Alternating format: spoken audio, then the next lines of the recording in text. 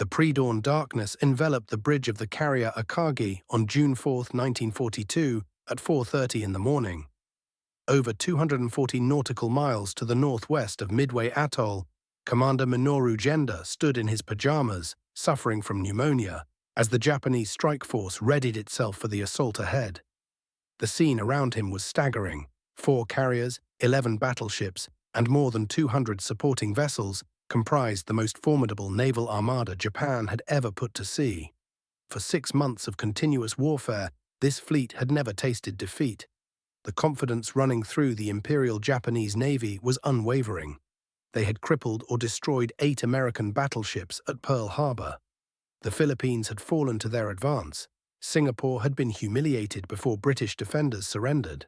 Now, with an empire stretching across 20 million square miles, they prepared to finish what remained of American naval strength in the Pacific. What Genda and the other Japanese officers believed that morning was that America possessed at most 2 serviceable carriers in the Pacific theater, and both were likely stationed far to the south. The Yorktown, battered during fighting in the Coral Sea, would require months to return to action. Radio silence, they believed, meant complete security. No enemy could possibly know they were coming. But thousands of miles away, Admiral Chester Nimitz already possessed their secrets. American codebreakers had penetrated JN-25B, the Japanese naval cipher. Their cryptanalysts had been reading intercepted messages for weeks. As Genda studied his battle charts, 233 American aircraft were being armed and prepared aboard 3 carriers that, according to Japanese intelligence, simply did not exist in these waters. Within 14 hours, the Imperial Japanese Navy would suffer its first decisive defeat. 4 irreplaceable fleet carriers would sink beneath the Pacific. 357 of Japan's finest naval aviators and experienced sailors would perish. The myth of Japanese invincibility would go down with those burning hulls, taking with it Japan's last realistic chance to win the war in the Pacific. The catastrophe would unfold with mathematics that had initially favored Japan's position. Admiral Isoroku Yamamoto commanded the combined fleet with resources that overwhelmingly outweighed American capabilities. 8 fleet carriers against America's 3. 11 battleships against none whatsoever. 248 aircraft arrayed against roughly 233. Operation MI involved 200 vessels spread across millions of square miles of ocean. The plan seemed sound on paper. According to official Japanese records, the assessment of American weakness appeared entirely reasonable. In the 6 months following Pearl Harbor, Japanese forces had achieved victories that exceeded even their own expectations. Singapore's surrender had brought 85,000 British troops into captivity. The destruction of the combined American, British, Dutch, Australian fleet in the Java Sea had eliminated organized naval opposition in the region. Burma had fallen. Each triumph reinforced the conviction in Japanese superiority. Vice Admiral Nagumo Chuichi, commanding the 1st Air Fleet's carriers, had voiced certain concerns during staff meetings about the operation's complexity. His Chief of Staff, Rear Admiral Ryunosuke Kusaka, had warned that the plan violated fundamental principles of concentrated force. These reservations were overruled. The same officers had expressed doubts before Pearl Harbor. Post-war interrogations would later reveal the fatal assumptions the Japanese Navy operated under. American carriers were stationed in the South Pacific. The Yorktown would need 3 months of repairs. American torpedo bombers lacked effectiveness. American pilots were inexperienced, and most critically, radio silence guaranteed absolute surprise. In Pearl Harbor at Station Hypo, Commander Joseph Rochefort directed a team of codebreakers laboring in the stifling heat of a basement workspace.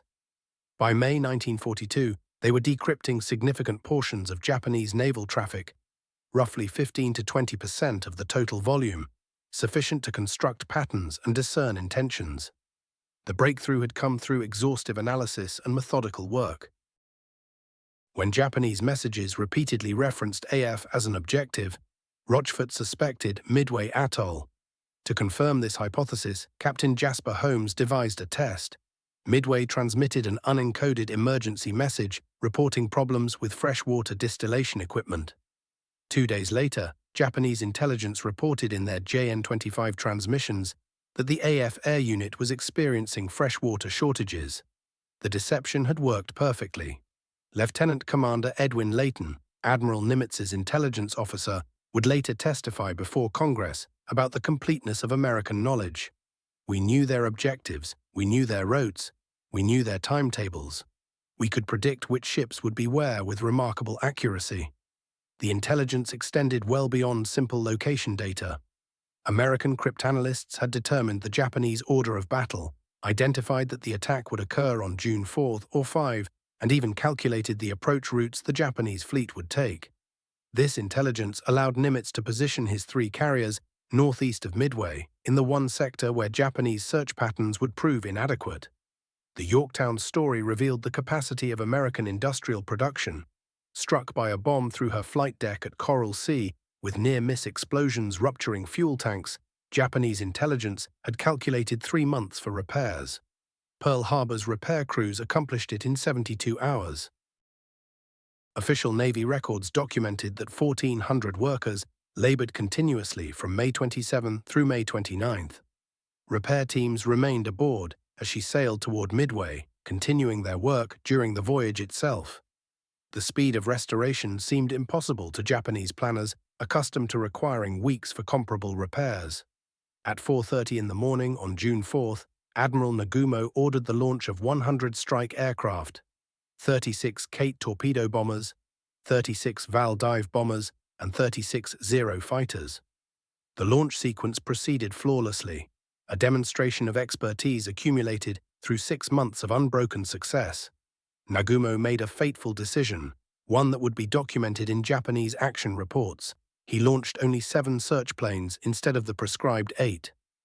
The 8th plane launched late from the cruiser tone due to catapult difficulties, a delay of 30 minutes that would prove catastrophic. At 5:34, PBY Catalina flying boats, operating from Midway, spotted the Japanese fleet. At 5:53, Midway's radar picked up the incoming attack formation. Every available American aircraft scrambled into the air. Marine fighters, torpedo bombers, dive bombers, even B-17 flying fortresses. The Americans had been expecting them. At 7 o'clock, Lieutenant Joichi Tomonaga, leading the Midway strike, transmitted a critical radio message. There is need for a second attack wave. Midway's defenses had proven stronger than anticipated. The airfield remained operational and dangerous. Admiral Nagumo confronted the decision that would determine the battle's outcome. His second-wave aircraft were armed with armor-piercing bombs and anti-ship torpedoes. With no enemy fleet detected, at 7:15 he issued the order to rearm them with fragmentation bombs for ground attack against the island installations. This order, recorded in surviving Japanese logs, triggered pandemonium on the hangar deck. Japanese doctrine required ordnance to be returned to the magazines for such changes. Time pressures led to a catastrophic shortcut. Bombs and torpedoes were simply stacked on the hangar deck, waiting to be moved. At 7:28, the delayed search plane from the cruiser Tone cited 10 enemy surface ships bearing 010 degrees, distance 240 miles from Midway. The vague report set off frantic activity. Could these be the carriers they had feared? At 7:45, Nagumo demanded identification of the ship types. The answer would not arrive for 30 critical minutes. Between 9:20 and 10:20, 3 American torpedo squadrons located the Japanese carriers. What followed appeared suicidal. Obsolete TBD Devastator aircraft, flying straight and level at 120 knots, faced Zero fighters capable of 313 knots. Torpedo Squadron 8 from the Hornet attacked first. Of 15 aircraft, 14 were shot down in the attack. Ensign George Gay, the sole survivor, watched from the water as his entire squadron was methodically destroyed. His after-action report described Zeros making repeated firing passes through the formation, destroying each aircraft with systematic efficiency. Torpedo Squadron 6 from Enterprise lost 10 of 14 aircraft. Torpedo Squadron 3 from Yorktown lost 10 of 12. Not a single torpedo found its target on any Japanese ship. Japanese after-action reports dismissed these attacks as brave but futile.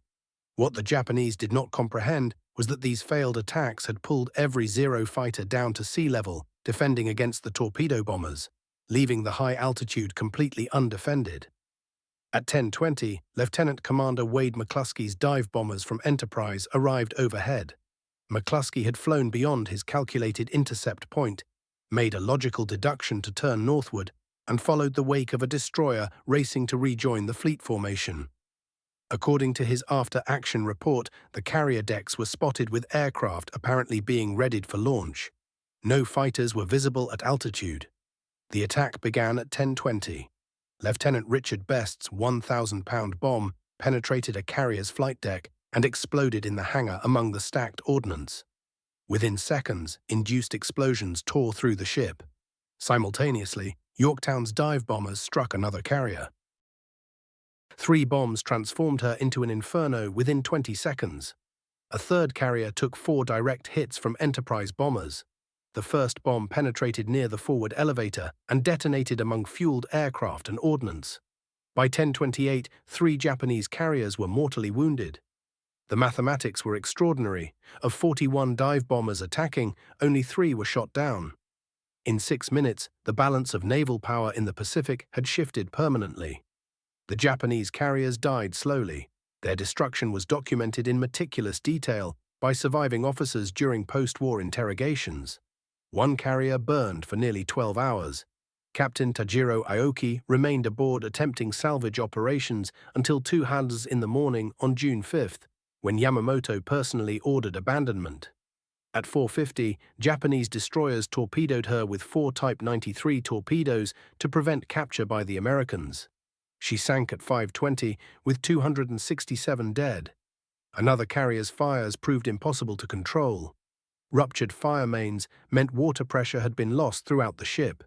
Commander Tajirohisa Amagai ordered abandoned ship at 4:40 in the afternoon.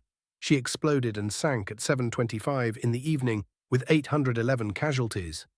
A third carrier sank at 7:13 in the evening on June 4 after burning for 9 hours. Captain Ryosaku Yanagimoto chose to remain aboard his ship. According to survivor testimonies, he was last seen on the bridge as the vessel went down. Casualties numbered 711.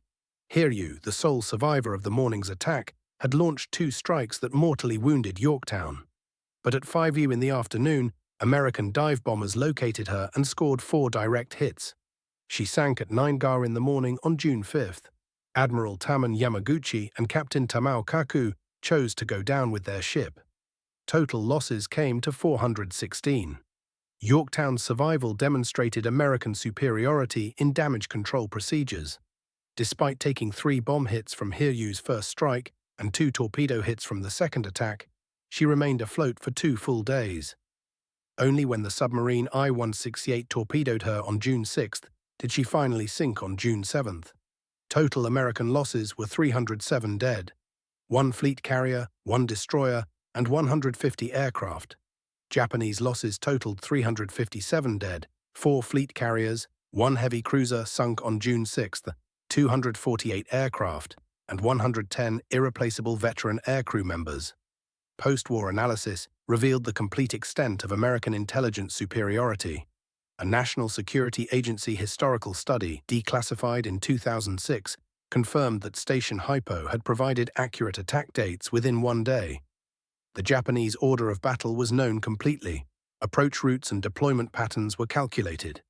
Even the Japanese plan to occupy Midway after its capture had been discovered.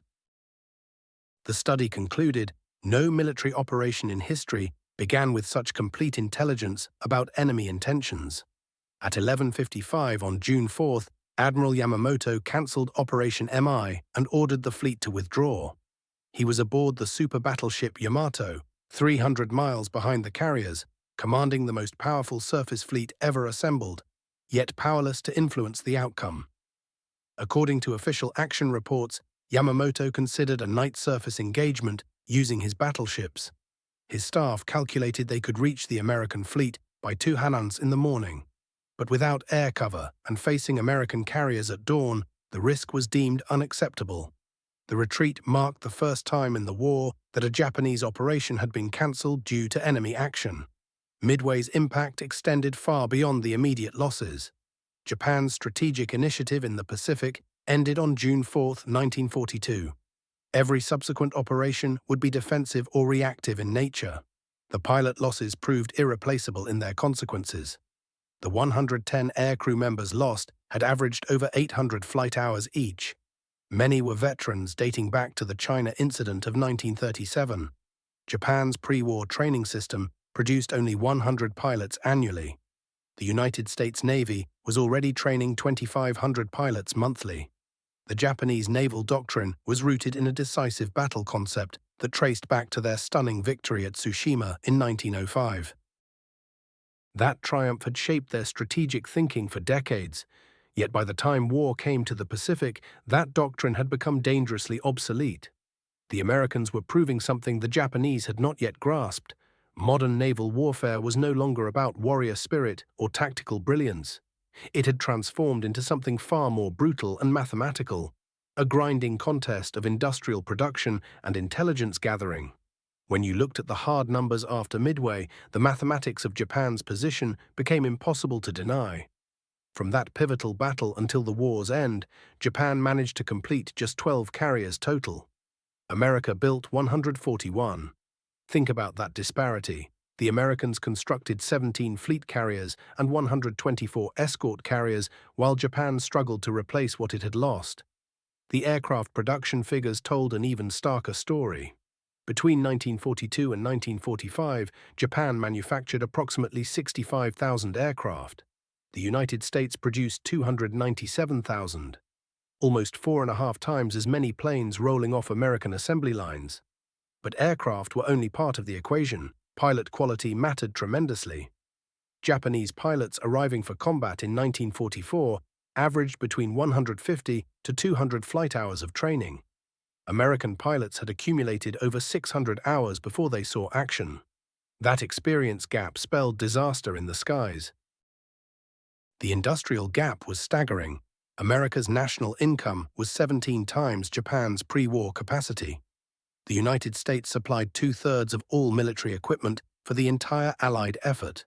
Japanese analysts conducted a thorough post-war examination of their defeats. They discovered systematic vulnerabilities in every aspect of their carrier operations. The Akagi's design had a fatal flaw. The hangar deck was enclosed, which meant explosions from ordnance became trapped inside the ship, turning a single bomb hit into a catastrophic conflagration. Fire suppression systems were woefully inadequate. Damage control procedures lacked the sophistication of American methods. Ventilation systems couldn't handle the fires that raged through the ships. The Zero fighters themselves embodied a cruel trade-off. They achieved remarkable performance by sacrificing armor protection and self-sealing fuel tanks. Speed and maneuverability came at the cost of survivability. Hit a Zero and it burned. There was no effective pilot rescue system either. When a Japanese pilot went down, he was likely lost forever. The operational deficiencies compounded these problems. Search patterns were inadequate. Japanese doctrine called for 7 search planes when it should have deployed 22. Radio discipline was poor despite the emphasis on maintaining silence.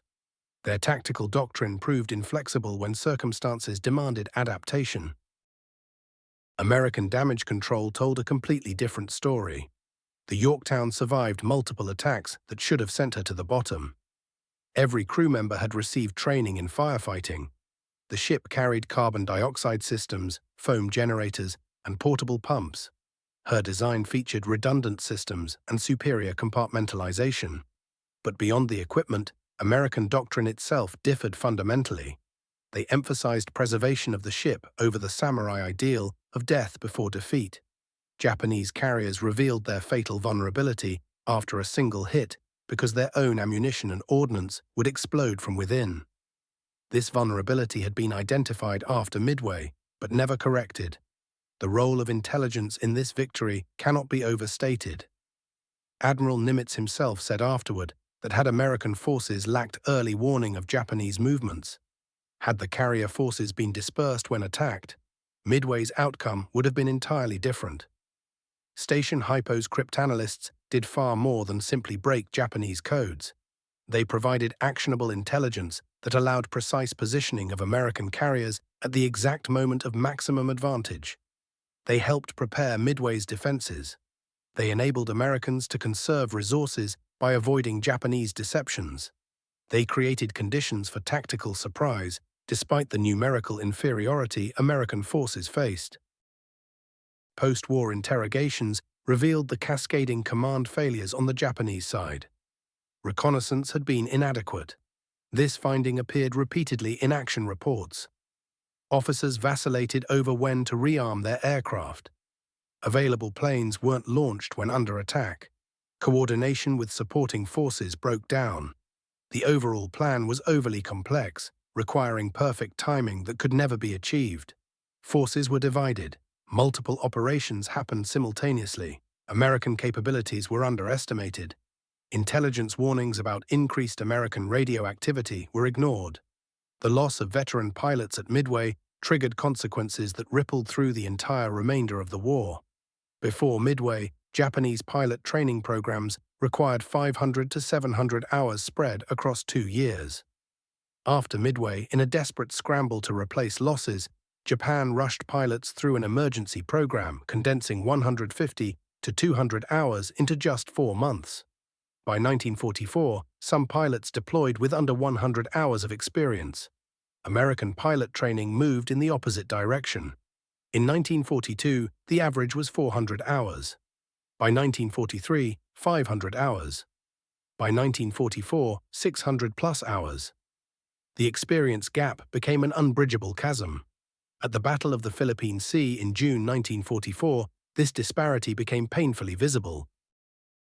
Japanese pilots averaged 200 hours of experience, facing American pilots with 600-plus hours. The result was lopsided. 346 Japanese aircraft shot down against 30 American losses. The Great Marianas Turkey Shoot, they called it, and the name fit.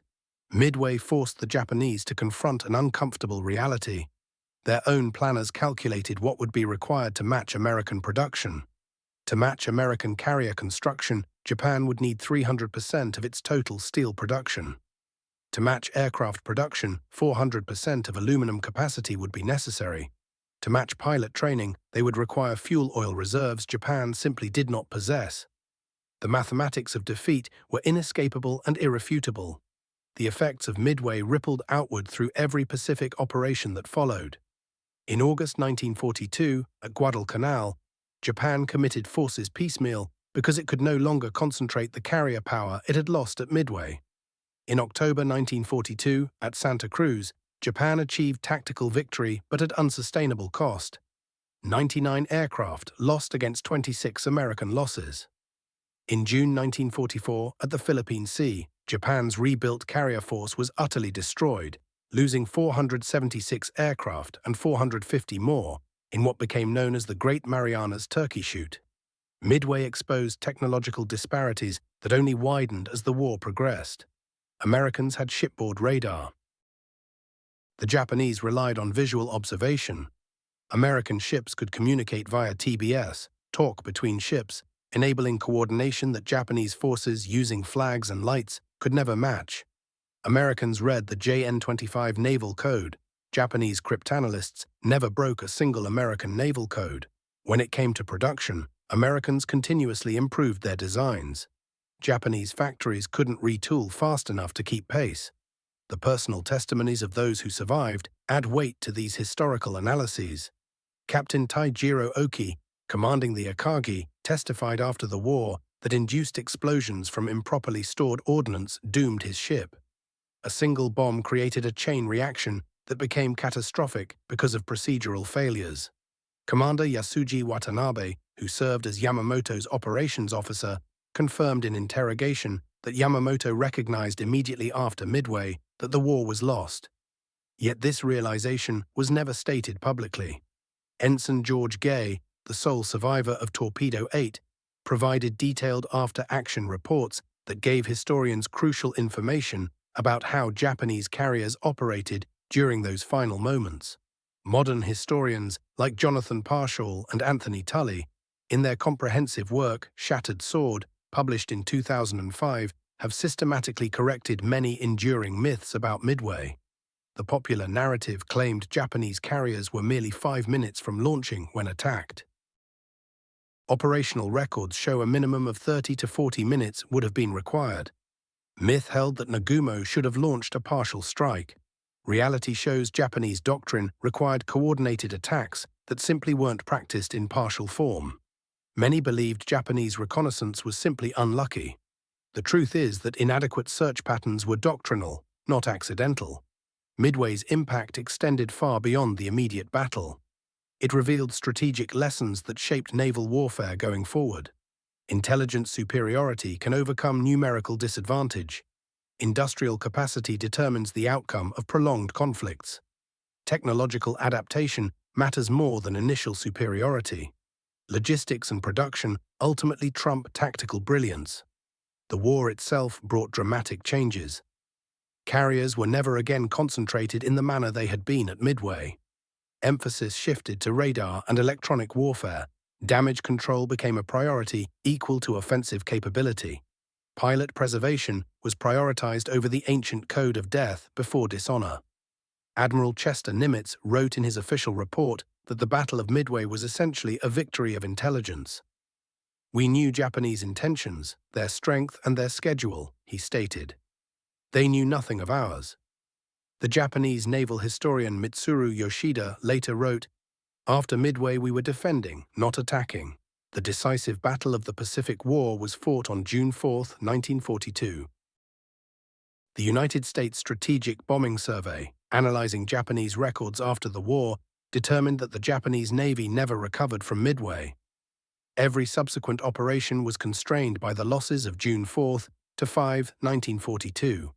The forces engaged tell their own story. Japan committed 4 fleet carriers, 2 light carriers, 11 battleships, 16 cruisers, 46 destroyers, and 248 carrier aircraft.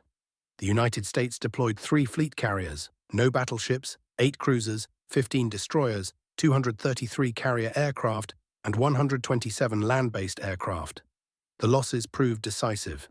Japan lost 4 fleet carriers, 1 heavy cruiser, 248 aircraft, and 357 personnel, including 110 aircrew. The United States lost 1 fleet carrier, 1 destroyer, 150 aircraft, and 307 personnel. The time factor was striking. Japanese carrier strikes raged from 0430 until 0928, giving them 5 hours of supremacy.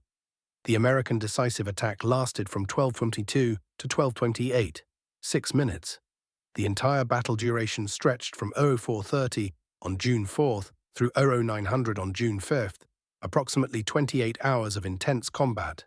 Midway stands as history's proof that intelligence and preparation defeat surprise and strength. Industrial capacity trumps warrior spirit. Technological adaptation overcomes initial advantage. Hubris remains warfare's deadliest enemy. The Japanese Navy that attacked Midway on June 4th was the most powerful carrier force ever assembled to that point in history. By sunset, that force lay broken and defeated. The Americans had turned the tables not through luck, but through intelligence, preparation, and industrial might.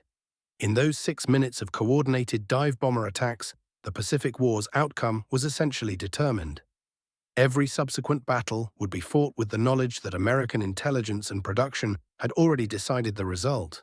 Japan would continue fighting for 3 more years, but the possibility of victory had died with those 4 carriers northwest of Midway on June 4, 1942. The battle proved a fundamental truth about modern warfare. Naval combat had become a contest of intelligence, technology, and industrial production. Japan brought superior tactics and experience. America brought superior intelligence and the ability to replace every loss. In that collision between past and future, the future prevailed. Midway remains the United States Navy's greatest victory, not simply for the tactical success, but for validating a proposition that would shape the rest of the 20th century. Democracies possessed the industrial might and technological innovation to overcome militaristic expertise. The Japanese expected an easy victory. Instead, they encountered the beginning of their empire's end.